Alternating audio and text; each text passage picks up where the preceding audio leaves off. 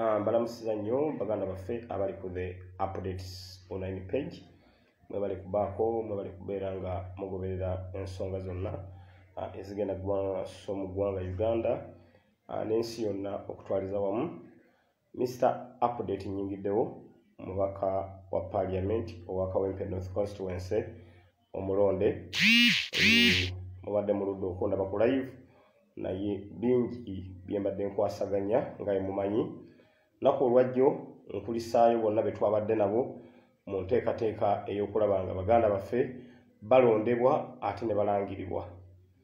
Nkulisaayo buli omu gyo gwe twabadde naye Mubiru James oyo twamulwaniridde era Mr. Update nze nabadde mu nteekateeka yonna ey'okulanga muganda waffe Mubiru James alondebwa ate era n'embeera mu nteekateeka ey'okulanga Mubiru James alangirirwa. Nolwekyo ogwo mulimu nagukwasaganyiza bulungi nnyo ate ne bakandidates abalala bonna abali ku ticket eya National Unity Platform okulanga balangirirwa Mr. Update amaanyi nagataddemu nnyo kubanga MP bw'omala okulondebwa ate oli entitled okulwanirira banno.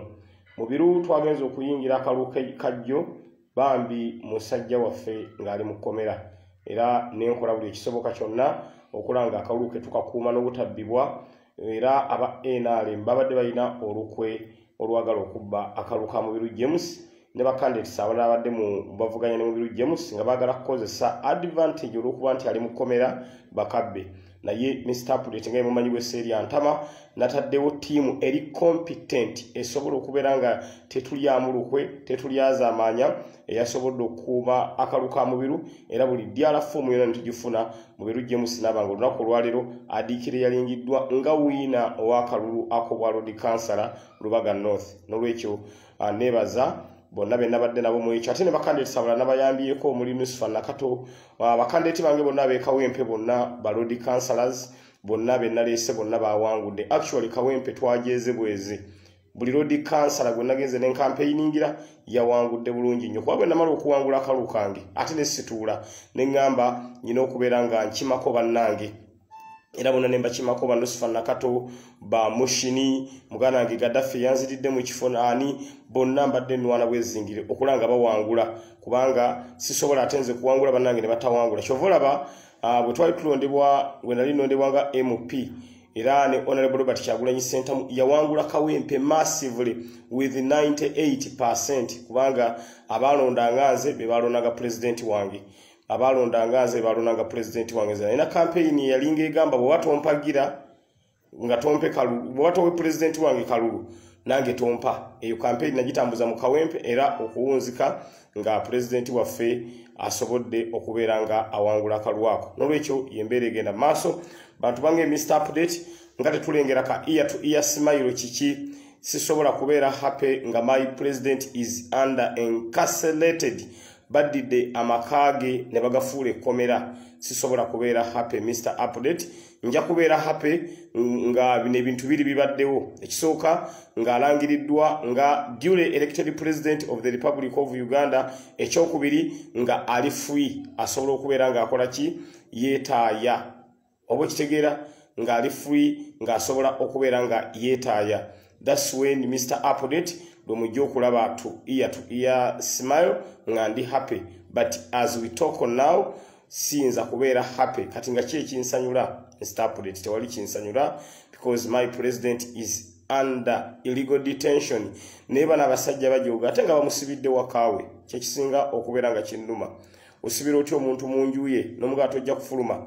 Mama Babi Kyagulanyi nagezaako gama kangende mu lusuku oluli mu kikomera mbenga nsobola okubeera nga nfunayo akatooke mbenga nsobola okubeera nga nfunayo ebimonde mbenga nsobola okufunayo muwogo abaana basobola okulya ne bamuganda mu lusuku ne mu compound tokkirizibwa kugendamu. Ekyo tekiyinza butannuma Mr. Update newankubadde nga nange embeera gye ndi mu sinyangu njiggibwa banjigga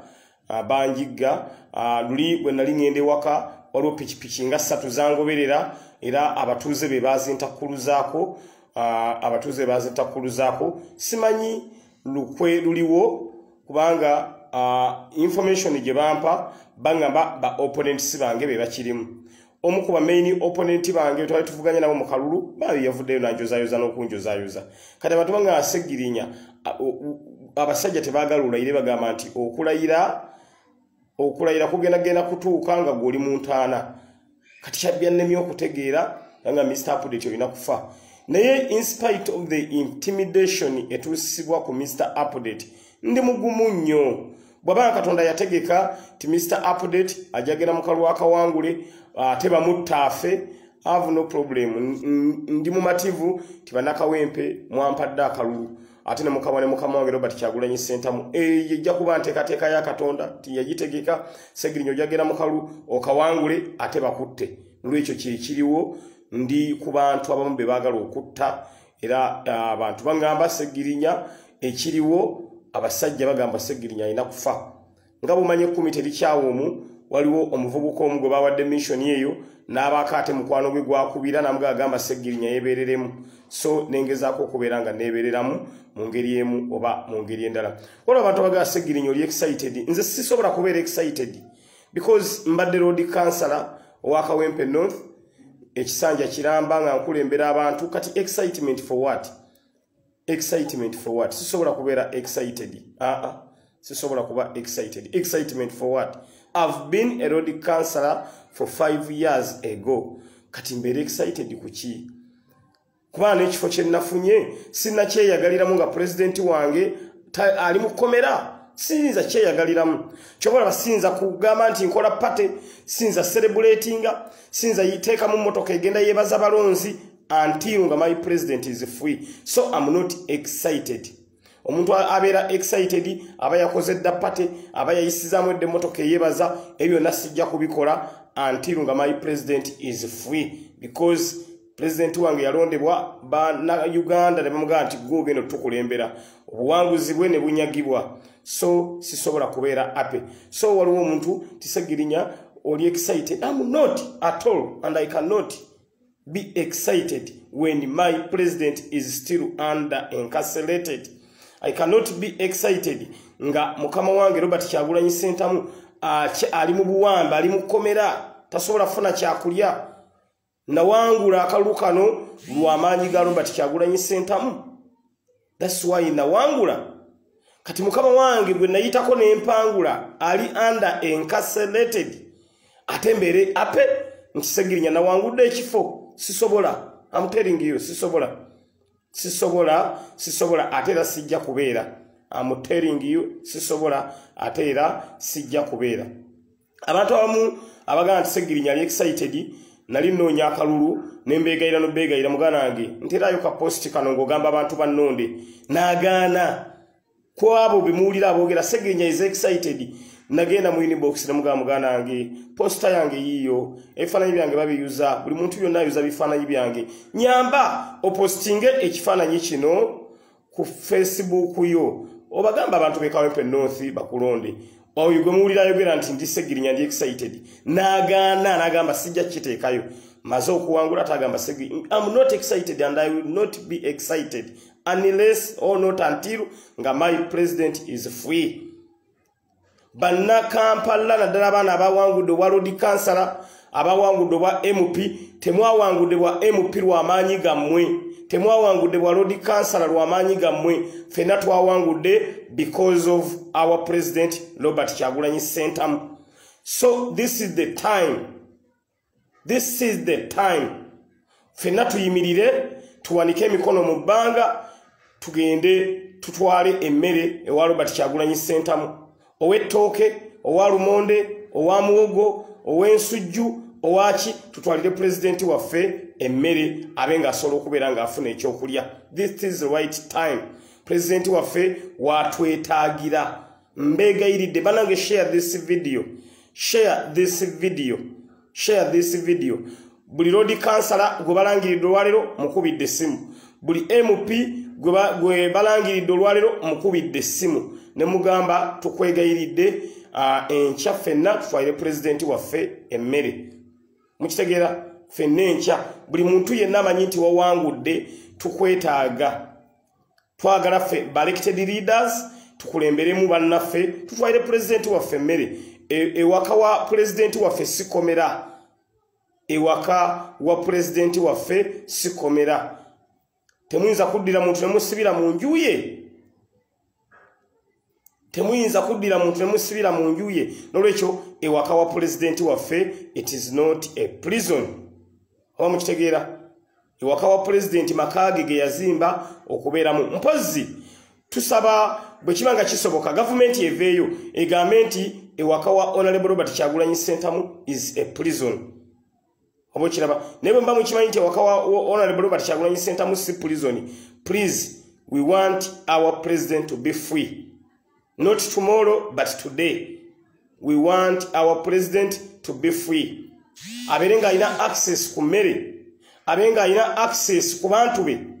Nebwo manyi omuntu okuberanga ali uwe n'abaana be tebaliyo aliyo yekka. Can you imagine osobola okuteekawo embeera bwetyo no kirowoozaako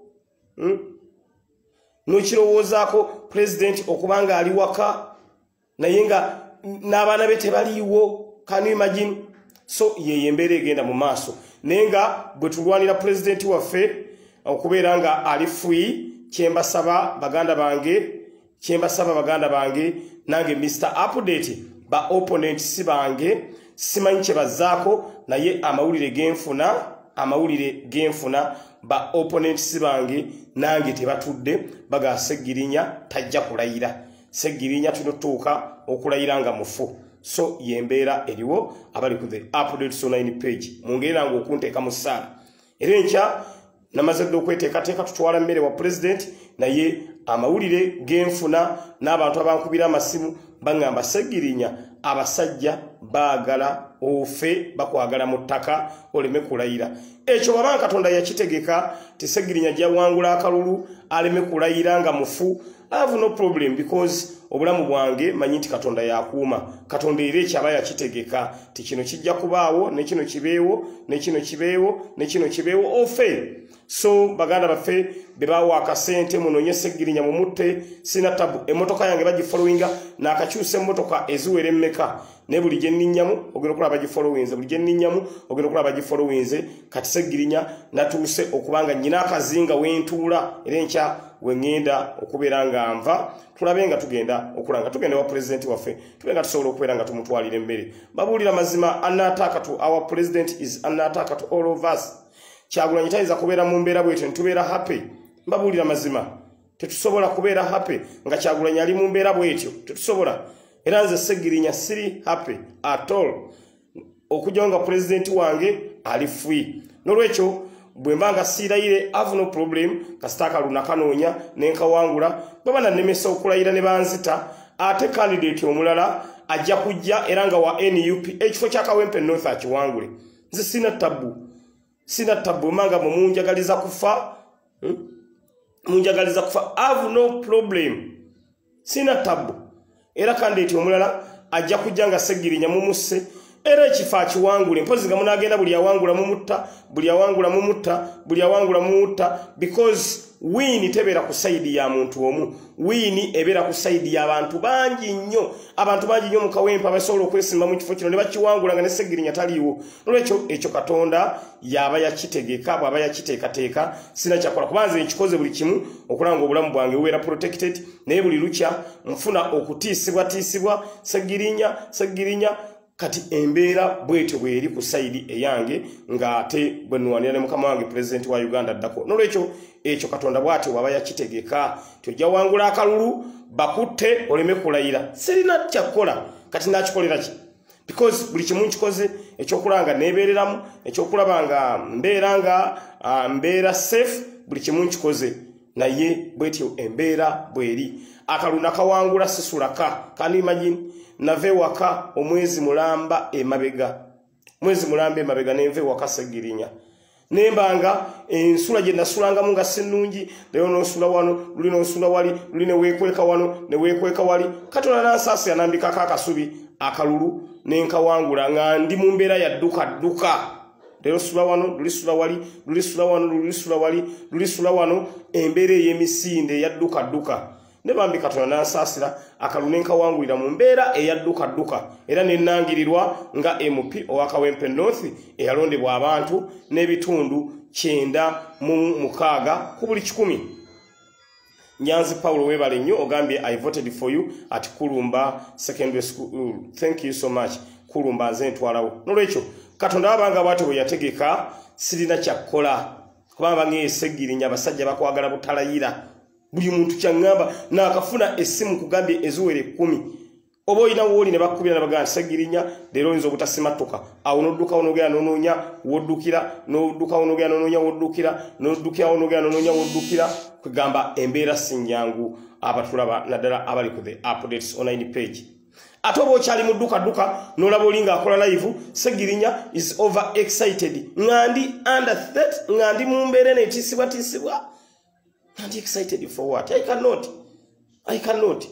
Nze singa president wange Kyagulanyi bamulangiridde nange ne bannangirira mbabulira singa mwe singa temalina kiri mu Uganda mbabulira mazima mwandirabye ku segirinya ali happy ndoza mulaba ne live ndwawo kuzikola nga ngamba ngende ku live njogere ki era lero ekindese ku live bintu bibiri ekisooka okubasaba nange munteeke mu ssaala kubanga abasajja segirinya bagala kunzita ekyokubiri kulabanga fena mbakoola ntitwala mmere wa president waffe wa Uganda ddako Robert Kyagulanyi Ssentamu. That's why kinkozesezza live zino enkozesa live ene ya leero Ganabamu kubagamba segirinya is over excited nabegayirira ng'ebula wiiki emutulonde munange enyamba muganda wange nterayo ka posti abantu bannonde nkwegayiridde nagaana even I have the messages ne atolujja live segirinya you over excited bambi stop please my brother achikola bambi kireke enembera gye tulimu tetwagala kunenyono oboli fena focus ebere ku kintu kimu kulaba nti president waffe avatya mu buwambe kujonga abamu bawulidde mutima mubi segirinya wangula ate ne mune wini yange sinnaje yagaliramu atera sijjajje yagaliramu okujjako nga president wange ali free oya chovola segirinya munengera siriko yadda akaseko ndi mwennyamivu nnyo nolwekyo sijja kubeera happy okunyonga president wange ali free atera okubeera free ngalangiriddwa because is duly elected president of the Republic of Uganda Robert Kyagulanyi Ssentamu ye yalondebwa like it or not bwabanga si yalondebwa lwaki mwajjako internet bwabanga si yalondebwa zino videos zetugenda tulaba zivaawa nolwekyo munsabire Mr. Update nange siri safe na yate nzatisibwe sibeera safe nga president wange ali safe ekyo sikiinaako mutawaana kubanze kino nakyogera ne magana nti segirinya ne dame nalikola dda nze okufa sikirinaako mutawaana nze bwenfa Kyagulanyi nasigalanga mulamu sikirinaako tabu nolwekyo kyensaba abantu bonna tetwagala muntu atujja ku mulamwa tetwagala muntu atudaivatinga fenna our main focus tulwane tulabe nga president waffe abeera free. That is now our main focus. President waffe abeere free. Main focus yaffe bwete weinawo okubeera ng'ekola ki etambulira. Gwe mulabaawo nonga zaakola live ayogera ebitakwatagana nga mumanya oyo ayina ebigendererwa bye ebirala.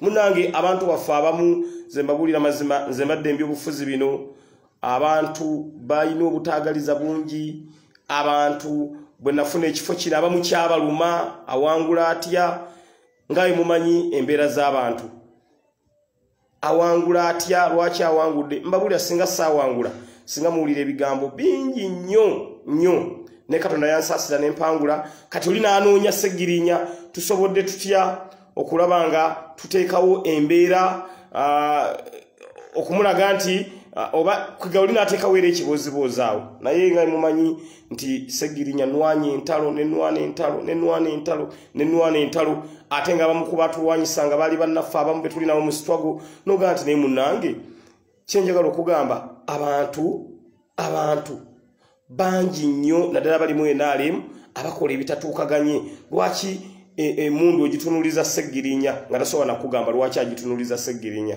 okutuusa president waffe yavaayo naga nti bane mumanye ekiriwo nti munno wabanga akoze ensobi in case just go inbox Segirinya bwenkola ensobi just go inbox kale bwala Segirinya nga ali excited nga emwogera genda inbox ogambe nti Segirinya excitement esuse naye omuntu okujja live naga Segirinya is over excited Segirinya is over excited nga ajja ku live abatawabula abalabisa bulabisa eyo bagita indirect attack kati mwiche mutamanyi baganda afa bali ku the update on any page nze munange Katonda yajja na nyamba nti natandika politics nga nkuba masimu ku radio nenzija nengena mu activism politics nenzija ntujanga tutambuza nenkwatagane mukama wange Robert Kyagulanyi Ssentamu eyandetedde mu mbeera ewangulu wa MP mbabulira sandigenze mu parliament without the backup of Robert Kyagulanyi Ssentamu parliament sandigirabyeko nandigisanzeewa ngenze mu parliament lw'amaanyi ga muntu ogu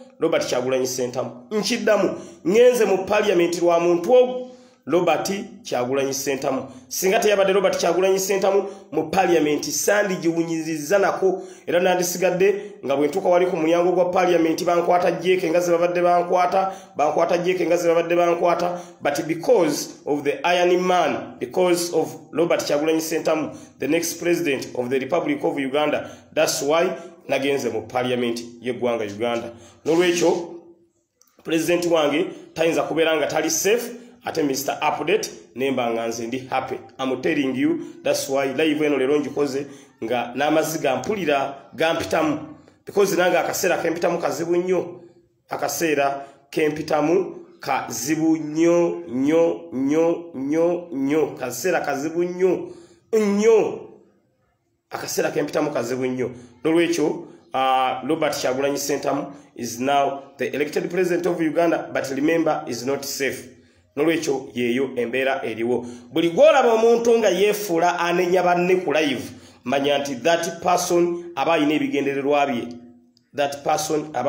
ebigendererwa bye abantu baffe bwoba okoze ensobi nze mumanyi fena tetuli nti tewali atasobya buli muntu asobya but the approach okubuulira omuntu nti eno nsobi kino kituufu approach matters oluso oba mukitegeera nti naffe nga bwe tuli abawangula munna ayinza okukola ensobi n'omuga waayi mumpola wano inbox but not live olinajja nadda wano ku live nga omwegayira n'omwegayira nti era even a single post that Segirinya yesimbyewo n'agaana n'agamba no ng'anye nolwekyo mbeera bwetyo bweri embeera bwetyo bweri eyo njagadde mbayiseeyo ti abantu abamu bagezaako abantu abamu we twawangudde baawulidde bubi this is reality mbabuulira mazima ne munenze kyenjagala obabuulira Segirinya oba ndi MP oba siri nja kubeerawo oba banzise era omulala ajja kujja atwala ekifo kino olwekyo embeera bwetyo bweri kati eyo nvuddeyo kanzire eyo njagadde bayisaayo buyisa kubanga bannaffe abamu baagala batukakkanye they want to let us down but the truth is Segirinya ndi kumulamwa nga bwe nabagamba ebintu byonna byemulaba njogera mbabuulira mazima ebimu mbimanyi with experience because mbadde webbanga ddene nnyo abantu abamu bali wano ku the live updates mukimanyi bulungi nnyo mwampuliranga abamu muli mu kyalo abamu nga baga Segirinya nze bulijjo mmanyi nti olina musajja mukulu nnyo natandika okuwulira dda nga ndi mu kyalo nga nkyasoma bambi sitwagenda njiruddemu naye obwemupi nabwagala dda bwali bwagaana obwemupi mbufunye lw'amaanyi aga mukama wange Robert Kyagulanyi Ssentamu ne baganda baffe abalala bawangudde obwemupi tebabuwangudde lw'amaanyi gaabwe terwabuwangudde lwa busobozi lwabwe tebabuwangudde lwa gundi nti obaki abantu abo bawangudde obwa MP lwa Robert Kyagulanyi Ssentamu nga nange Segirinya mu mutwalidde nesimbawo 2011 nesiyitamu singa Kyagulanyi yajja 2011 nali nja kuwangula nga nali naye by then obo kiraba naye kyenjagala babuulira najja 2011 nesiyitamu because saina maanyi nga Robert Kyagulanyi Ssentamu gantaddeko ne Robert Kyagulanyi Ssentamu yantekako amaanyi ge that's why I'm an MP sisobola ekyo kubeera nga nkyerabira because Robert Kyagulanyi Ssentamu ffenna yatutuusizza wano we tuli mbabuulira mazima ffenna yatuusiza wano we tuli n'olwekyo omuntu yenna ng'olengeranga waliwo omuganda affe akoze ensobi ne bwemba nga sinze genda inbox mugambe muganda waffe waliwo akasobi kano nkalabye kana akasobi wano okoze ensobi ekyo kyekijja okutuyamba okugenda mu maaso but okugenda live n'otandika okubeera nga omuntu omukkakkanya it's totally unfair. It's totally unfair. President waffe yatukubiza n'atugamba mukozese approach eya inbox. Feffe n'abakola zi live zino tewali muntu atayina simu ya munne. Tewali muntu atayina simu ya munne. Nze mupeyo olunaku lumu nti Segirinya wajja ku live nga onenya munno gwoli naye mu struggle lwakino nakiri. Nenga munnange nange embirabo oluusi noga muganda wange lwaki akoze bw'ati. Kyokola ogenda mpola n'omutextingira ti owaye my brother Honorable Mbiru James kino bambi terezaamu kino terezaamu ate munno era n'atereza obo kiraba n'atereza n'olwekyo embeera bwetyo bweri njagadde mbabulire ku lunaku olw'enkya ate nga bwengezaako n'okubeera nga mbannyonnyola ku bimu ebigenda mu maaso because ffenna kati focus yaffe erina kubeera ku Free Robert Kyagulanyi Ssentamu era nga tugenda kubeera nga tutwalayo emmere President waffe asobole okufuna emmere President waffe asobole okubeera nga afuna emmere because enjala egenda kumutira mu nyumba talina access kugenda mu lusuku lw'effuna mmere abatwala emmere babagaana katwagala tukwate emmere tugende nayo tugitwalire President waffe tulabe ate banatugate mumutwalira mmere ng'oliye mukama waffe bannange tosobola kuwa muntu bibonerezo bibiri n'okwata akaluluke n'okatwala n'otakomaoko n'omugamba nti tojja na kulya can you imagine n'omugamba tojja na kulya tojja kulya ate n'akaluluko nkatutte waliwo ambuuza Segirinya meeting point eriwa ffenna twesinkane wa Robert Kyagulanyi Ssentamu buli ava gy'ava bw'otuuka ffenna magere ffenna tetugenda kyama wantu walala wonna ate emmere eno bwe tuba tugitwaleyo mu nkola ey'emirembe nkiddamu tutwaleyo mu nkola ey'emirembe nga President waffe bw'atukubiriza okukuuma emirembe era tukuume emirembe mukitegeera mukuume emirembe ffenna tukuume emirembe nga twalira President waffe emmere kyembasaba baganda baffe abali ku the updates online page olukiraba kyembagamba ffenna President waffe atukubiriza kukuuma mirembe kyatukubiriza always President kyatugamba bane mukuume emirembe kwata ettooke lyo lyetike ku mutwe tugende mpola tulitwale wa President bw'omala odituusaayo fuluma genda twala ettooke tulituuseeyo bw'omala oditwala fuluma genda oba ekiraba okitegeera kyengezaako bagamba bwe tutyo mpola tukuume emirembe kubanga bano abasajja baagala nnyo mbu tubeere chaotic bayiseewo ebyabwe bakola ki bye baagala so tugendagenda nga gundi muganda waffe Dennis City agenda kukwata fulaga yaffe ng'agiwanise bw'ati mu bbanga nga Segirinya neetisse ettooke nga nkwatiddeko n'enva President waffe z'asobola okubeera nga alya n'emmere gy'asobola okubeera nga alya tugende mu mirembe mpola ffenna n'olwekyo meeting point ffenna tugenda kubeera nga magere tewaliwo nti wano we musinzire bwe tunagamba nti tuve wantu wamu bajja kutwekwasa nti naati baakuŋŋaanye so tetwagala kukuŋŋaana twagala buli agenda okufuna ettooke litwale bw'ofuna lumonde mutwale bw'ofuna muwogo mutwale oba ekitegeera yembeera mwe tugenda okubeera nga tutambulira olunaku olw'enkya tetwagala batwekwase twagala nnyo ebintu byaffe President kyatukubiriza era President bwalikyusaamu mu order naga nti nedda kati mukole bwe muti kyetujja okukola but ffenna tufollowinga order ya mukama waffe atugamba kukuuma mirembe n'olwekyo tetulina meeting point nti yeeno oba yeeno but ffenna meeting point magere ewa President waffe waliwo ng'Esegirinya nze ndi alawundi magere tujja kukusangawo ffenna tugende bulungi tugende mu mbeera ennungamu n'olwekyo kyembasaba mwenna abali ku the updates online page fulaga yaffe eya NUP ne fulaga yaffe eya Uganda fulaga 2 zonna tugenda kuba nazo twolekere ewa President waffe nkola ey'emirembe buli omu atwalayo kyatwalayo bw'otuusayo ettooke ng'ovaayo ng'ogenda atwala muwogo ng'avaayo ng'agenda bayi ssaawa emu geeti egenda kubeera nzigule ekyo kyo kiwedde ssaawa emu geeti egenda kubeera nzigule tutwalire pulezidenti waffe emmere bambi enjala ereme kumuttira mu nnyumba bambi enjala ereme kumuttira mu nnyumba kubanga munnange pulezidenti waffe bw'abeera nga tali happy Sseginya sobola kubeera happy pulezidenti waffe bw'abeera mu maziga Mr. Update sobola kubeera happy kyobalaba munnengera Mr. Update ndi wano njogera nammwe I'm not happy at all. I'm not happy at all.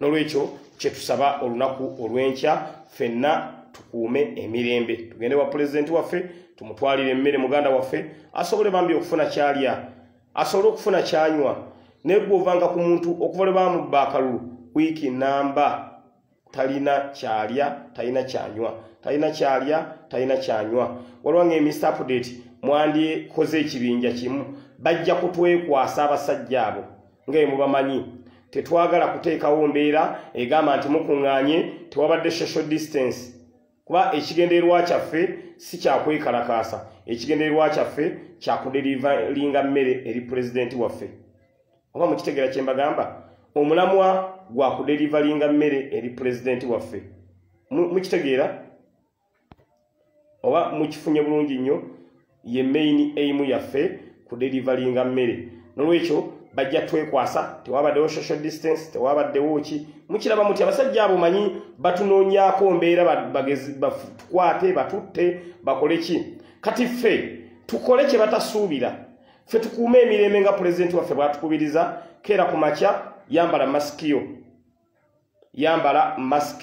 bw'oyambala masikiyo kwata ettooke lyo lyetike bw'okwata ettooke lyo lyetike n'enva katonda abakusobozeseza n'ozifuna ffenna tugende mu mirembe nga twambadde masiki oba okiraba nga twambadde masiki oba okitegedde lwekyo yembeera gye tugenda okutambuliramu muyinza okuba abantu 5 nga mugenda muyinza okuba abantu 4 nga mugenda muyinza okuba abantu 10 nga mugenda naye nga ffenna final stop Magere oba tuyinza okugamba ffenna twesinkane ku mulyango gw'e Magere wali ku geeti ya pulezidenti then awo tuyingire oba okitegeera kyetugezaako okwewala be basajja bano okuteekawo embeera endala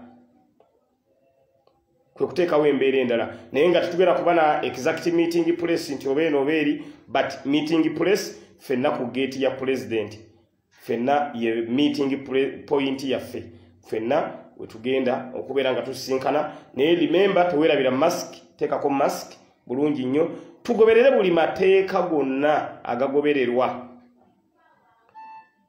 oba mukirabye ekyengezaako okugamba tugoberere buli mateeka gonna agagobererwa SOPs tuzifollowinge bulungi nnyo babulweko ekyekwaso naye nga meeting point yaffe ffenna wali ku geeti ya pulezidenti e Magere teweerabira masiki giseeko teekako masiki weetike ettooke lyo ffenna meeting point ku geeti ya pulezidenti then awo tusobola okugamba nti kati ffenna tuyingire ffenna katuyingire tutwalire pulezidenti waffe emmere pulezidenti waffe bw'afuna emmere kiba kiwedde mu ngeri emu oba mu ngeri endala oba okitegeera mu ngeri emu oba mu ngeri endala nolwekyo bwetyo embeera gye tulina okubeera nga tutambuliramu olunaku olw'enkya twagala nnyo okugoberera amateeka kubanga bano abasajja bo tubaleke bamenye amateeka ffe tugagoberere bamenye amateeka bo beerabise naye nga tulina okumanya buli alina fulaga ng'olina fulaga ya Uganda olina fulaga ya NUP jangu nayo tugende ffenna tulabe nga tusobola okubeera nga tuderivalinga emmere eri pulezidenti waffe balodi councillors abalondeddwa eno enteekateeka mulina okugibaamu ba MPs mwenna abalondeddwa eno enteekateeka mulina okubeera nga mukola ki mugibaamu ey'olunaku olw'enkya nga tugenda okuderivalinga emmere ewa pulezidenti waffe Mr. Update nze nange emmere gye ngenda oderivalinga yonna giguze dda nsuze njiguze kubanga enkya obutale buyinza okuggulawo nsuze nange emmere gye ngenda okutwala nagiguze dda ate neebaza n'abantu bange ab'ekyebando katale market nabo bagambye naffe Ssegirinnya tugenda kuwerekerako nga MP waffe nga twalira pulezidenti emmere nolwekyo embeera bwetyo bweri olunaku olw'enkya teekateeka ya mirembe. It is not a demonstration but it is a food delivery to our president. Food delivery day to our president. Food delivery day to our president. It is not a demonstration but it is a food delivery day to our president. I call upon each and every Ugandan to embrace olunaku lw'enkya tugende bambi muganda waffe tubenga tusobola okubeera nga tumutwalirako okulya muganda waffe kubanga embeera bwetyo bweri bwetyo bweri eri president waffe tulabe nga asobola okubeera nga afuna ekyokulya. So mujje buli asobodde jangu bambi mukama waffe ajja kumanya nti mu mbeera yonna ey'ennaku ne mu mbeera ey'essanyu tusobola okubeera nga tubeera naye. Naye ng'ate nange Mr. Update wamwe munsabira ti abasajja bagamba Sseggirinya talina kulayira. That is their intention. Sseggirinya talina kulayira. That is their intention. Bannamawulire bonna tubalina olunaku lw'enkya. Tuyina international journalists ate tuyina ne Ugandan journalists. So olunaku lw'enkya both international and Ugandan journalists bonna tugenda kubeera nga tuli nabo nga twalira president waffe emmere. Okitegedde nga twalira president waffe emmere. Police tubasaba olunaku lw'enkya lwa mirembe. Awalwage tuleete emmere enfumbe, temuleeta mmere enfumbe eri president waffe. Muleete matooke, lumonde, muwogo, toleeta nfumbe.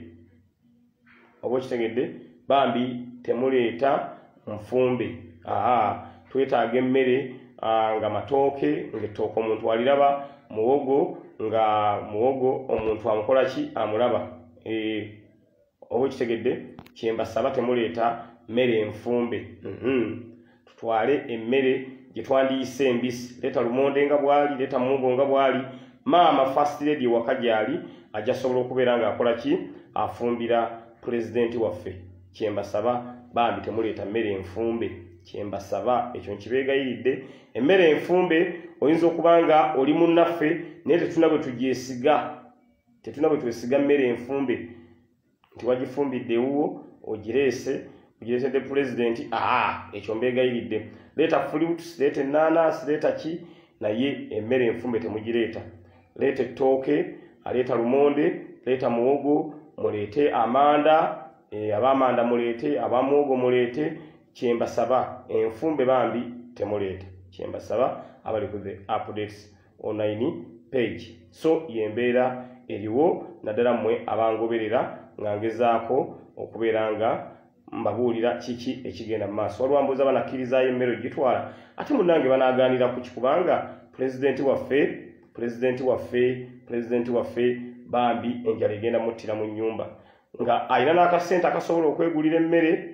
Naye ekisinga okwewuunyisa kwe kubeera nga president n'akasente talina waayita agenda yeegulira emmere. First lady waffe naye tebamukkiriza kufuluma. Kitali kirungi bannange.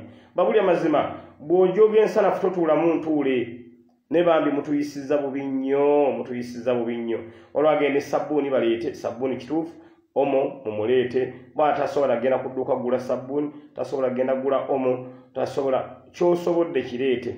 Waliwo ambuuza ssaawa mmeka? Ssaawa emu yennyini tugenda kuba tutandise okubeera nga tutuuka ewa president waffe Robert Kyagulanyi Ssentamu. Bambi tugenda tuyimirire naye mu kaseera kano president waffe watwetaagira. This is a trying moment. Nolwekyo akaseera kano president waffe watwetaagira. President waffe yali asobola okubeera nga tajjambya bufuzi n'aba nga asigala mu bulamu bwe yalimu era singa ali mu happy life.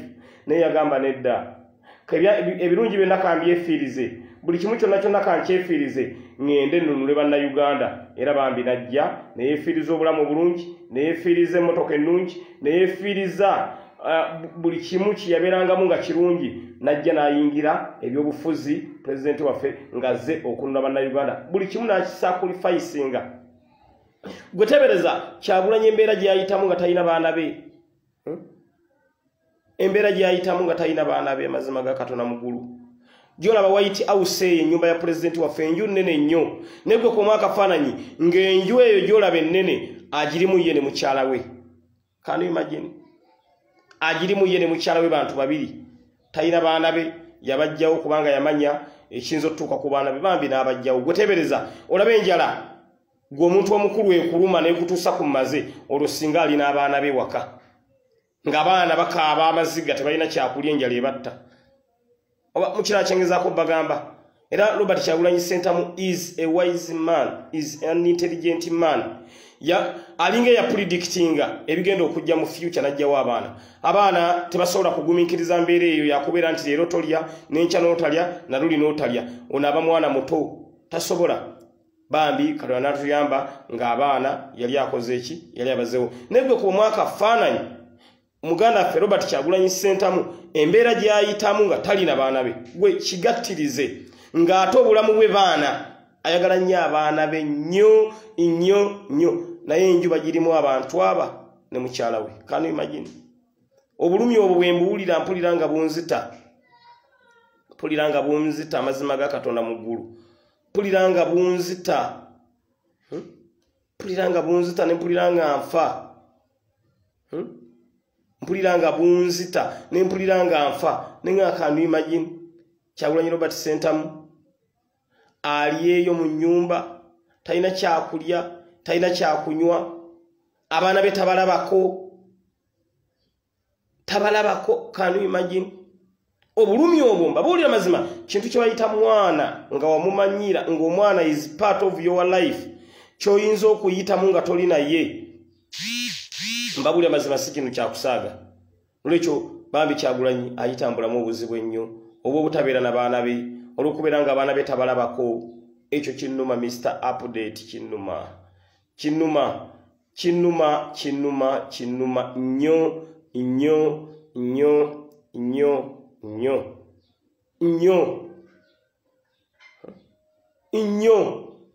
Omanyi enju ennene bwetyo okubanga mugibeeramu abantu babiri abantu babiri. Nekati abaana besinga bambi nga webali bwe bajja babuukira ku ddadi babuukira ku mami oyina kyofuna mulingo olina abaana bo naye abaana be tali nabo. Nze mmanyi amaziga mukama waffe president waffe gaalimu as we talk now ng'abeera yekka ewaka ne mukyala we babiri tewali afuluma tebakkiriza mugenyi agendayo mulaba abeera ng'omulabe. Kwegamba embeera eyo si nnyangu nnyo. Nolwekyo enkya tugenda mu nju mwali waliwo kabebi akato ak'emyezi 18 ako tujja kukagulirayo amata. Tugenda kukagulirayo amata abange Mr. Update gattako even drinking water n'amazzi nago tujja gassaako olwange Mr. Update tucontributing essente ez'okugula ebintu. Tetugenda contributing sente za kugula bintu olw'ensonga buli omu kyagenda osobola kyagenda okugula. Tetugenda contributing sente za kugula bintu. Kujjako gw'obanga weekozeemu omulimu nogaa nti munnange Ssegirinya ettooke liryo nange kandigule ki ekyo tewali mutawaana. Naye sijja baga nti tusonde sente z'okugulira ebintu okugula ebintu ebigenda ewa President. Ekyo bambi munsonyiwe. Naye ennamba yange mugimanyi bw'obanga gw'oli eyo nogaa nti munnange Ssegirinya nze naye kanguleyo ettooke naye kanguleyo olumonde. Ennamba yange mugimanyi soluga nange munnange kanguleyo ettooke kanguleyo olumonde. Naye nga sibagambye nti muleete ssente ate tugule ebintu. Buli muntu yenna olunaku olw'enkyagenda ewa President waffe alina kyagenda okugula. Ow'ettooke ajja digula, owa lumonde ajja digula, owa muwogo ajja mugula. Muba mukira kyengezaako bagamba naye sijja bagamba nti let us contribute. No, Mr. Update badde saagala tukikole bwe tutyo. Wabula buli muntu yenna alina obulumi ajja kugula kyaguze tukitwale. Gwe ali eyo ng'ogamba nti olina kyoyagala ocontributinga osobola okukikola but nga sibage nti mukikola nga gwe n'okusiimako. Naye nze bye ngenda okutwala Mr. Update nabiguze dda era mbirina. Ne bannanga abalala abagenda okutwala manyi babiguze dda because aba MPs ne ba road councillors nabo bakoze eki nabo baguze dda ebiki ebyabwe. Nolwekyo embeera bwetyo bwerolwage Ssegirinya sente ze zisinga okusinga emmere kakati emmere anaagigulawa kuba tebamukkiriza naawe mu nnyumba waali era ayinawo kasente akatinitini bambi naye tebamukkiriza tulina mutwalira mmere tulina kumutwalira mmere oba okiraba tulina kubeera nga tumutwalira emmere musajja waffe mukama waffe pulezidenti waffe bambi abenga asobola okubeera nga abeera happy mu ngeri emu oba mu ngeri endala newankubadde nga ali mbuwambe naye abenga alina kyalya at least nga alina kyalya mbabulya mazima ne bwobeera mu mbeera etya naye nga olina emmere nga olina emmere kintu kikulu nnyo ne tusobola kuwa muntu bibonerezo bibiri n'omugamba mpambye obuwanguzi bwo ate tojja nakulya bannange ekyo kimenya ewaliwo ng'Essegirinya mugule ne ttule z'amagi that's a great idea tugenda kugula ttule z'amagi amagi tugenda gagula mu bungi ne butto amagi ne butto oyogedde bulungi nnyo amagi ne butto n'eŋŋano amagi ne butto n'eŋŋano oba emmere bayinza omuteramu obutwa ffe tugenda obyetwalirayo ffe nnyini ffe tubyetwalirayo waliwo ayogedde ku kyamagi magi ago makulu nnyo n'eŋŋano kubanga ebyo bintu bizibu byakubeera ng'omuntu abiteekamu ekintu n'olwekyo alina ttule y'amagi gireete alina eŋŋano gireete alina butto muleete tulabe nga muganda waffe tugenda tumukyalireko ekyo pulezidenti waffe kye tugenda omukolako yakikola ku Dr. Kanokiza Besigye. Dr. Kanokiza Besigye bajja lumu ne bamukwatira ewaka omuntu eyagenda ewaka we n'amutwalira emmere n'agenda n'amugumya n'omugumya yali Robert Kyagulanyi Ssentamu kiri mu byafaayo kiri ku likodi Robert Kyagulanyi Ssentamu nga Dr. Besigye ali waka ali incarcerated omuntu eyagendayo bamuyita Robert Kyagulanyi Ssentamu n'agenda n'amugumya n'amuyimiramu n'akayimba tusituka tutambule ate n'amutwalira n'emmere n'olwekyo pulezidenti waffe kino kye tugenda okukola enkya naye yali akikoleddeko ate omuntu mukitegedde kyemagamba naye yali akikoleddeko omuntu n'olwekyo bwetyo embeera bwegenda mu maaso okulaba nga tutambuza wala ng'Essegirinya temwerabira butto kwali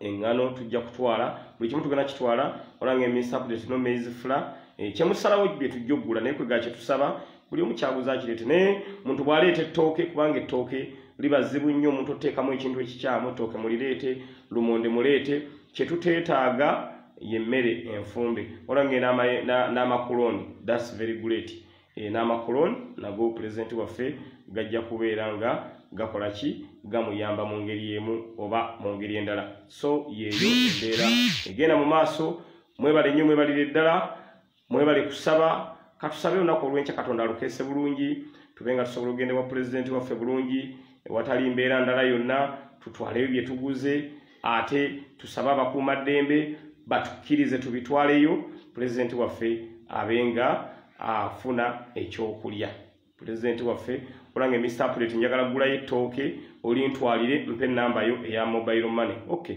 nadde sikyagadde naye nga bw'ŋŋambye kale nkikole waliwo ŋŋambye Mr. Update njagala kugulira pulezidenti wange ettooke mpe ennamba eya mobile money ennamba yiyo manyi mwene empeera kati gye tulimu mbeera si nnyangu yiyo ennamba njikuwadde gw'oginsabye njagala kugulira pulezidenti ttooke naye nga mbadde nsazeewo tukikole bwe tutyo so embeera bwete bweri tusabe mukama waffe Robert Kyagulanyi Ssentamu olunaku olw'enkya abenga asobola okubeera nga afuna kyalya olanga Essegirinya teweerabira amata g'omwana sijja kugerabira waliyo akaana akato pulezidenti akaliyo baali bagenze mulabako ne babalemesa okufuluma waliyo akaana akato sisobola kwerabira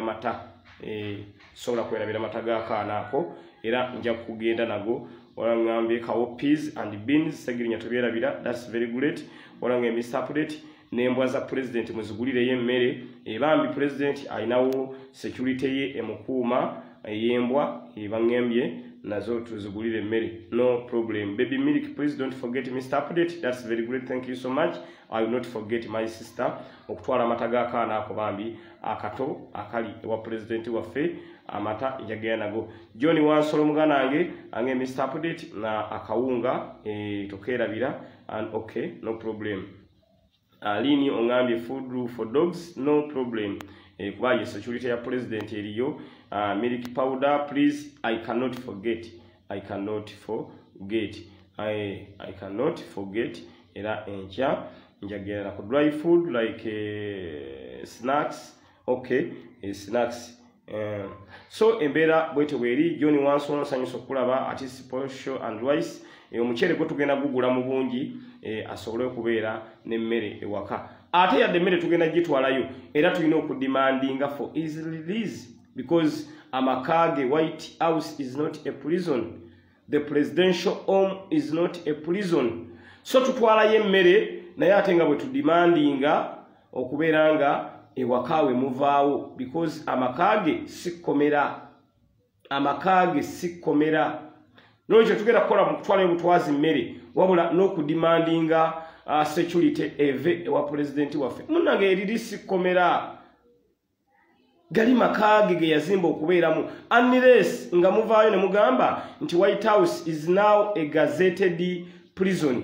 Tutujja kufaayo naye bw'obanga omanyi nti amaka ga mukama waffe president waffe sikomera mbasaba immediately muveewo.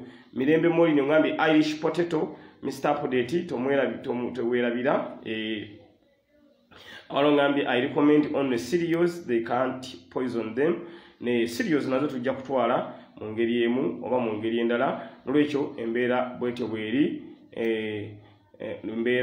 bweri abali ku the updates online page kubanga president waffe tali mbeera nnungi and the pampers for the baby. Okay, no problem. Thank you so much. Byamumpa buddemu mbirabye era nja kubanga mbitwala nakulwancha tewali kuwumuza tewali kuwumuza tulabe nga tugenda tukyalireko mukama waffe president waffe Robert Kyagulanyi Ssentamu ate nga bwe tudemandinga ebintu bibiri. Ekisooka poliisi eve wakaawe, ekirala nga tusaba akakiko k'ebyokulonda kaveeyo keekube mu ttooki kamanye nti Robert Kyagulanyi Ssentamu ye yawangula obwa president baveeyo bamulangirire ku bwa president w'eggwanga Uganda because tulina evidence ti Robert Kyagulanyi Ssentamu ye yawangula akalulu k'obwa president obw'eggwanga Uganda. So we have the evidence ti Robert Kyagulanyi Ssentamu ye yawangula akalulu k'obwa president ketwakamala okuvaamu with 75%. Ate no percentage yesala bwesazi kubanga twagenda okukayingira ng'alina 95 naye ne mugamba nitugenda okugattagatta ng'alina 75%. Nolwekyo bye bintu ebibiri bye tudemandi nga twali Busongolo onge Mr. Update South Africa tukwagala nnyo. Amina. Amina webale nnyo, webalire ddala, webale kungoberera, mwebale kunjagala. John Mondo ngambye sabuni nete mwerabira. Okay, ne sabuni nja kubeera nga nkola ki mutwala mu ngeri emu oba mu ngeri endala.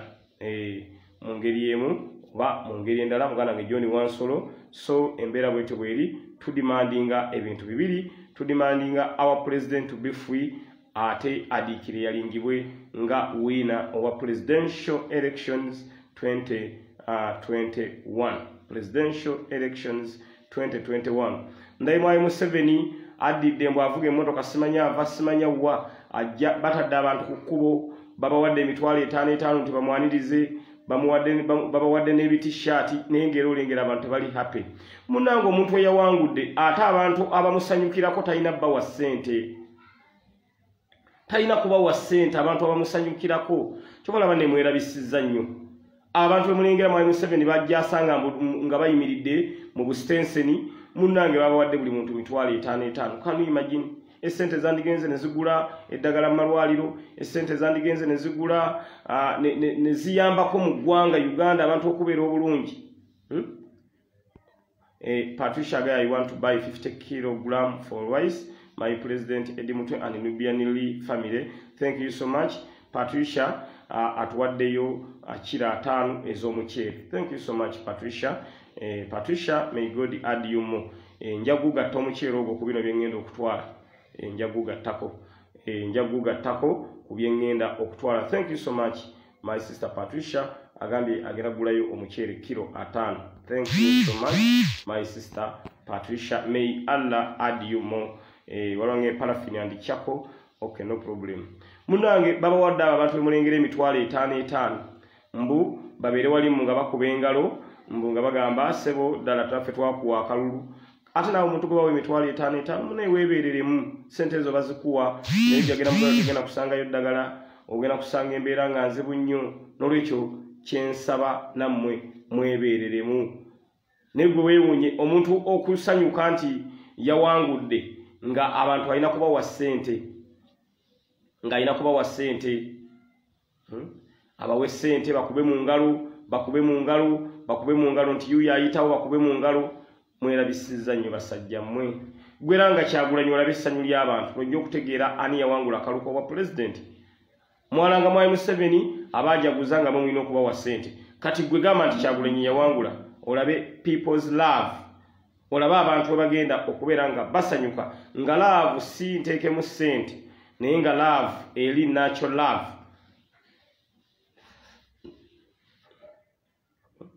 Natural love gye mugenda okulaba nga buli muntu ali happy ngali happy n'olwekyo ekyo kyongera okubalabisa kyongera okubaswaza kubanga omuntu awangudde ate abeera atya nga abalina omusanyukirako alina bbawa ssente olina bbawa ssente mbu basanyuke.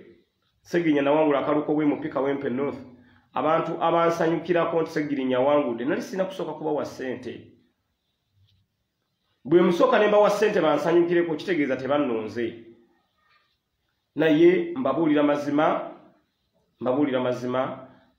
Honorable Robert Kyagulanyi Ssentemu yalondebwa nandi nyina kaidiya nga ngamba bakansala abalondeddwa ne ba MPs abalondeddwa tetwandirayidde nga pulezidenti waffe tali free ne bwe nakyogeddeko abantu bamwe ne bagana edda Segirinya mulina okulayira ine ndayira biki nga my president is not free nso yalinga ini ntya nga president wange taso yalinze ini nga ate yalondebwa nso yalinga ini ntya nga president wange tali free ne waliwo abantu abaze mu inbox Mr. Update nedda mwe mulayire sinadde mbwentyo Mr. Update nga nayo njiresenga idea mwe mulaba mutya lwaki ba MPs ba road councillors baso yalinga ini ba mayors nga president waffe tali free ekyo nakyo nabadde nkirese nga proposal nga nti Segirinya nze ng'omuntu omu nga president wange tali free nze mune nso yalinga ini kati nso yalinga ini kuki nga president wange eyandeetedde wini eno gye nnyina tali free tali safe nakyogeddeko naye nalabye ku komenti z'abantu kabanga nedda Segirinya ekyo tekikola Segirinya ekyo tekikola munange bwe tuba tulwana olutalo tulina okuteekawo embeera yonna embeera yonna tugiseewo nkwata ntya ku Ruhani nenjiwanika bwe nti mu bbanga nendayira nga my president is not free nga my president is not safe.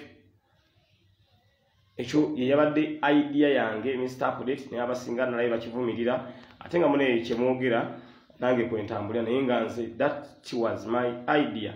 Both councillors, lord councillors and MPs tetulina kitulayiza nga president waffe tali free. Ekyo Mr. Update nadde njiresenga proposal mbabuulira mazima bino ebifo bye twafunye tebirina makulu nga tetufunye entebe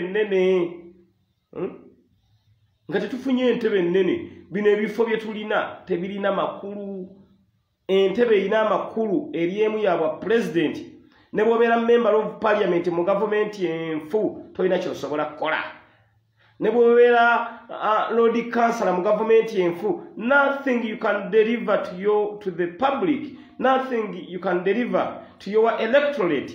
There's nothing you can deliver. But mu government ennungi abantu basobola okufuna buli kimu kye beetaaga. N'olwekyo mukiraba ekyo nakyo tugenda kigatta nadde ndeese idea eyo tetulayira nga president waffe tali free tali safe. Oba okitegeera tali safe ate ng'ekyo tukikola nga tukikakasa because ffenna tuli kye tuli lwa Kyagulanyi. tuli kye tuli lwa Kyagulanyi. Without Kyagulanyi Segirinya sandibadde MOP. Without Kyagulanyi Joel Ssenyonyi teyandibadde MOP. Without Kyagulanyi Shamim Malende teyandibadde MOP. Without Kyagulanyi Bali Mwezo teyandibadde MOP. Without Kyagulanyi Kazime Bashiri teyandibadde MOP. Without Kyagulanyi Kawali Abubeka teyandibadde MOP. Without Kyagulanyi Mr. Update sandibadde MOP. Ndi MOP because of Robert Kyagulanyi Sentamu. That's why ndi MOP. Mukitega kingeza ko bagamba abali ku the updates on 9 page. Mukiraba kingeza ko kubagamba. Ekyokubiri nyina ekirowoozo era kye nabadde njagala okuleeta nganzera Mr. Update. Nganze Mr. Update. Olunaku olw'okulayira ffe tube nga tukungubaga. Nga tukungubaga. Ffe tukungubage ku lunaku lw'okulayira. Ate munnange bino ebifo bye twawangudde kyogamba nti bye bigenda ujjadde twabifunye tebisobola kutereeza Uganda nga mbabuulira mazima tetulina ntebe ya bwa president. Our main focus ebadde ntebe ya bwa president. Yebadde main focus yaffe. Era nze kyobula akaluwa kange mbadde nkanoonya 10% nenoonya akalu ka Robert Kyagulanyi Sentamu 90%. Why? Tinze ne bwe siwangula Kyagulanyi Robert Sentamu n'awangula nga golo yange eba enywedde. Nga golo yange eba enywedde. Kakati nkuwamu akafaananyi ani agenda okuggulawo parliament eye-11. Nze parliament eye-11 njagala Robert Kyagulanyi Sentamu yaba agiggulawo. Parliament eye-11 njagala mukama wange Robert Kyagulanyi Sentamu yaba agiggulawo. Kakati ani agenda okuggulawo parliament eye-11. That's why awonawo Mr. Update nkyalinawo question mark. Nkyalinawo question mark that I won MOP Kawempe North constituency as a member of parliament, but even Robert Kyagulanyi Sentamu won. I was declared a winner, but Robert Kyagulanyi Sentamu wasn't declared a winner, yet he was a winner. Kati kyengamba ki ti Mr. Update nga Robert Kyagulanyi Sentamu yawangula nange nempangula fenna balina tulangirira kyekimu. Balangire mukama wange nange bannangirire. Ye Uganda empya gye tujja tubategeeza ebbanga lyonna. Ye Uganda empya gye tuzze gye tubategeeza ebbanga lyonna. Uganda ng'ekwembera Robert Kyagulanyi Sentamu nga Robert Kyagulanyi Sentamu yagenda okubeera nga aggulawo parliament eye-11. Kati kati Segirinya mbere wali mu parliament ntudde nga Mwai Museveni aggulawo parliament eye-11. Kyonga kigenda kummenyamu. Nga kigenda kummenyamu. Era waliwo abantu abamu bagamba Segirinya is excited okubeera MP wa Kawempe North. Munnange oyinza n'okulangaza kino ekifo nkirekulidde. I'm telling you. Nga nkirekulidde because sajja mu struggle lwa kifo. Najja mu struggle lwa ntebe nnene nga gye twetaaga. That's why akaluka imadde kanoonya 10% nenoonya akaluka Robert Kyagulanyi Sentamu 90%. Mbabuulira mazima. Kati kuwamu akafaananyi ntudde nga Mwai Museveni yaggulawo parliament eye-11. Nga yaggulawo parliament eye-11 nga Mr. Update nange ndyawo. Nga ndyawo ntudde. Nolwekyo ebyange tebinnagwa. Nammwe abaagala okunzita olw'okuba nti nafunye ekifo ky'obwemupi munaye mulindeeko. Muyinza okulanga Segirinya sirayidde. Mbabuulira mazima. This is reality ate kyenjogera nkitegeeza. This is reality kyenjogera nkitegeeza. Nga nyina ekifo banga sikiina Segirinya wendi. Bulijjo kyembagamba wano ku live tugenda kulayira nga ne Kyagulanyi alayira. Kyagulanyi yagenda okubeera nga aggulawo parliament eye-11. Nolwekyo mmwe mwenna abaagala okunzita Segirinya olw'ekifo munnange mulindeeko. Muyinza okubeera nga mugenda mu kulonda okulala. Mulindeeko temupapa kunzita muyinza okunzitira obwereere. Because nyina ekintu kyengatambula mu bwange nga ntudde wano Segirinya. Nti bulijjo abantu be-expectinga okubeera nga Robert Kyagulanyi Sentamu yagenda okubeera nga aggulawo parliament eye-11. nange Segirinya bulijera bwe nkimanyi kati mu M7 agenda kugulawo parliament ye 11 kuki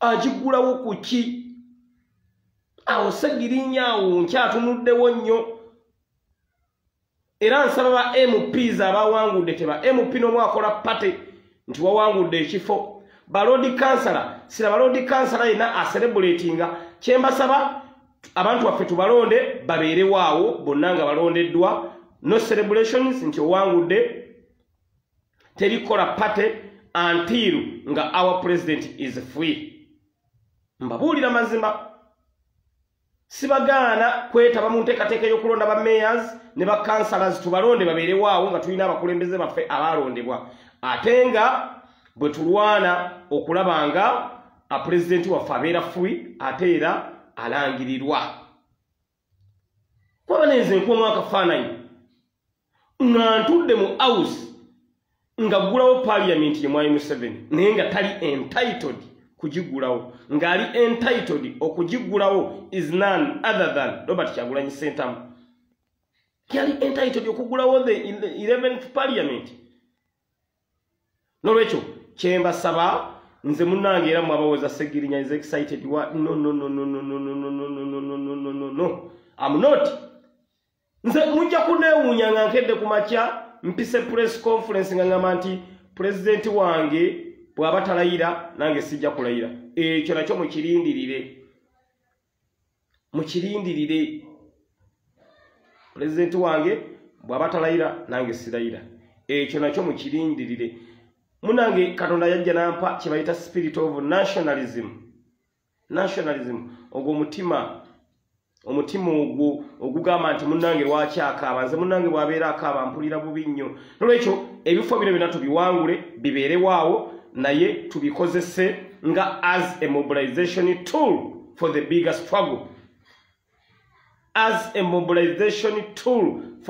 struggle tetuyinza ate bireka ab'enaalemba biwangule no we should participate mu kalulu kano tuwangule ebifo bino tubikozese nga as a mobilization tool naye tetubikozesa nga abaamaze dda nti tumaze fuuse MP fuuse road councillor family yange kati egenda ku no tubyetabemu tubikozese nga as a mobilization tool nga tulina kye bayita people's power nga tulina amaanyi g'abantu for the bigger struggle for a new Uganda.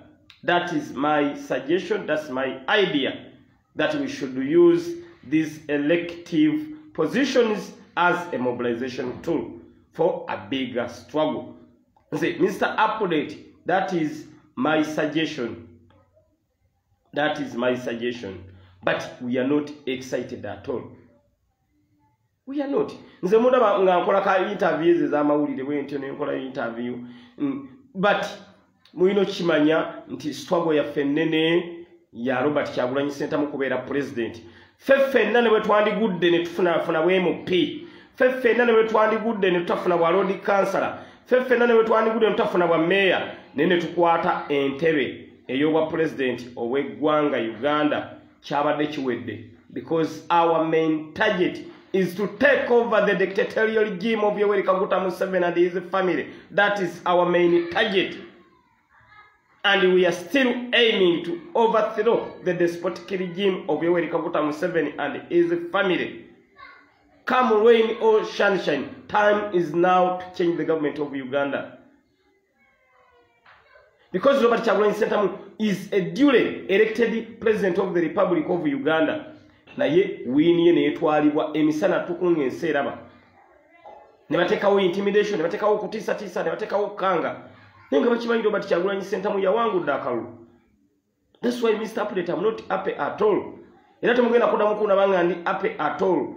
Mwabanyumirwa nti Segirinya leero nga toli happy, munnange munsonyiwe tukyali mu kkungubaga because wini yaffe yanyagibwa emisana tuku. Nolwekyo temukyewuunya nga Mr. Update mulaba sirayidde sisobola soyalinga in without my president. I'm expecting my president okugulawo parliament ye-11. Without Robert Kyagulanyi Ssentamu okugulawo parliament ye-11, Mr. Update, I'm not happy at all. Mbabuulira mazima, this is reality. waliwo abaze mu inbox Segirinnya neddala ira ne magana no wait please wait. Tajeti yaffe ya ntebe nnene, tajeti yaffe si yafuna bifo ya ntebe nnene. Robert kubeera president wa ggwanga Uganda fena kye tubadde tulwanirira diaspora community mulwanye kinene nnyo, mulwanye kinene nnyo okulaba nga Robert Kyagulanyi Ssentamu abeera president ne mukola buli kimu kyonna.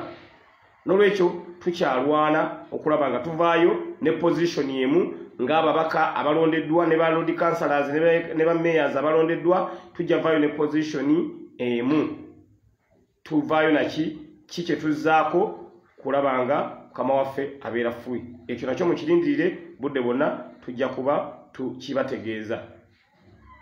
Oba okitegeera tujja kuba tukibategeeza. But twetaaga president waffe kubeera fuyi. Mwebale nnyo mwebalire ddala, mwebale nnyo mwebalire ddala. Mbeebaziza nnyo mwenna ababaddeko ku the updates online page. Tujja gera maaso n'okubeera nga tubategeeza buli kimu ekigenda maaso. Tusinkana olunaku olw'enkya nga tugenda okutwala emmere wa president waffe. Tomorrow it is a food delivery day to our president Robert Kyagulanyi Ssentamu. Next stop Magere, era ffenna tujja ku meeting wali ku gate ya president tulabe nga tugenda tuweeyo emmere ewa president waffe wa Uganda addako. So enkya kyekiriwo. Thank you so much. Mwebale nnyo mwebale ddala, mwebale kunjagala Segirinnya Muhammad, mwebale kumbeereramu, mwongere okunsabira essaala. Abasajja baagala kunzijambula mu bwensi eno, naye sina tabu oba banzite sina kyakola kubanga botta Segirinnya ate ba Segirinnya bagenda okumeruka bangi. Botta Segirinnya olw'akafo, era akafo omulala ajja kujja akoleki, ajja kujja akatwale. Nolwekyo botta Segirinnya manya nti ate ba Segirinnya bangi nnyo abagenda okumeruka ng'ate bali determined than Segirinnya, nga bali more determined than Segirinnya. Lwekyo mwongere okunsabira Katonda nange ankulembere mbyenkola byonna kubanga nsula ku butaakye nga nkoko ya mutamiivu. Nsula ku butaakye gwe nobanga obeera mu dduka buli budde, mbeera mu dduka gwe n'ensula eno n'ensula eri, luli n'ensula eno n'ensula eri n'ensula eno n'ensula eri. Ndi mu dduka Segirinnya wammwe buli budde kubanga abasajja baagala nfe. I'm telling you. Mpulira amaziga gankulukuta ku mutima gwange, mpulira ennyiike enzita ng'abasajja baagala nfe, bagala Segirinnya singa afa. Naye nga gwe tekeyagaliza munno kufa, naye gwe nze anjagaliza okufa ffenna lyekkubo. Olwero Segirinnya ngenda kufa naye naawe ojja kufa. Kuno kusookayo busoosi, ono afa n'oli n'afa kusookayo busoosi. Lwekyo ojja kwagala otte Segirinnya naye naawe era ojja kunsangayo nga nze gye ndi eri nga wanzita. Nolwekyo tamunno nga gw'okimanyi nti gw'oli kyuma tojja genda. Naye abasajja baagala kunzita. Mbabuulira kyekiriwo Segirinnya. Mujaga Segirinnya atugamba onzo sanga bino byendi mu bagamba bigambo byange ebisembyeyo. Ngabe bigambo byange ebisembyeyo. Kubanga n'abantu be baagala banzite mbunabamu ssente babawaddeko dda half ya ssente. Can you imagine? Okubeera awo ng'oli akulabamu ezize. Tyandi bampaddeko half bwe mmaliriza nga bampa balance. Can you imagine? Mazima ga Katonda muggulu. Can you imagine? Embeere mwe ntambulira Segirinnya wammwe. Naye ate yadde ntiisibwa yadde enkangibwa ate ndi bweru. Nolwekyo kankozesa advantage eno nga ndi bweru mbe nga nsobola okubeera nga nwanirira president waffe abe nga abeera fuyi. Naye nga abasajja baagala kunzita. Mbagambye this is reality. This is reality. Kibaliko bagasi kati beewunye bagamba Segirinnya tajja kulayira. Munnange nze ne bwe sirayira era muleme kunzita lwa kifo.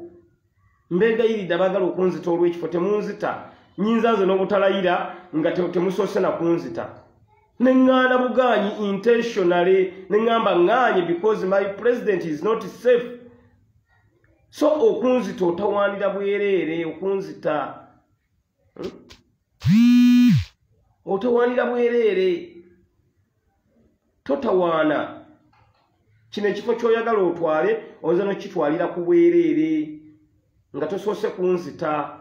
kuba munange nga siri mwe mukulembeze era nsobola okukola ebirala olw'ebirala bye nsobola okukola Sseggirinya ne mbikola era ne bitambula nga siri mukulembeze era nsobola okulwanirira omuntu wa wansi ne nsigala nga nnwana kubanga okulwanirira omuntu wa wansi tekitegeeza nti olina kusooka kuba na kifo kya bukulembeze nedda nedda osobola okulwanira omuntu wa wansi oba olina ekifo oba tokirina kyenjagala okubagamba abali ku the updates online page olwekyo kikyamu okubeera nga mutiisatiisa Sseggirinya mwagala okumutta mwagala nfe n'olwekyo tosooka kulowooza ku kyakunzita tosooka kulowooza ku kyakunzita ekifo muyinza n'okitwalira obwereere because this post is useless nga Robert Kyagulanyi Ssentamu is not safe. I'm telling you. Banakawempe mwannonze mumpe ekifo naye ekifo ekyampeereddwa ate waliwo ebitali mu mbeera nnungi nga pulezidenti waffe obutabeera safe. Kino ndowooza kyo kanki blocking simanyi Konte Ibrahim kanki blocking. Tuli mu bintu birala kingamba mu stop your excitement kati excitement yaweeriwa kanki blocking ekiwambwa kino. Wama embeera bwetyo bweri kyenjagala okubeera kati bizze wano mu fake account kangene mwera mubeere bulungi.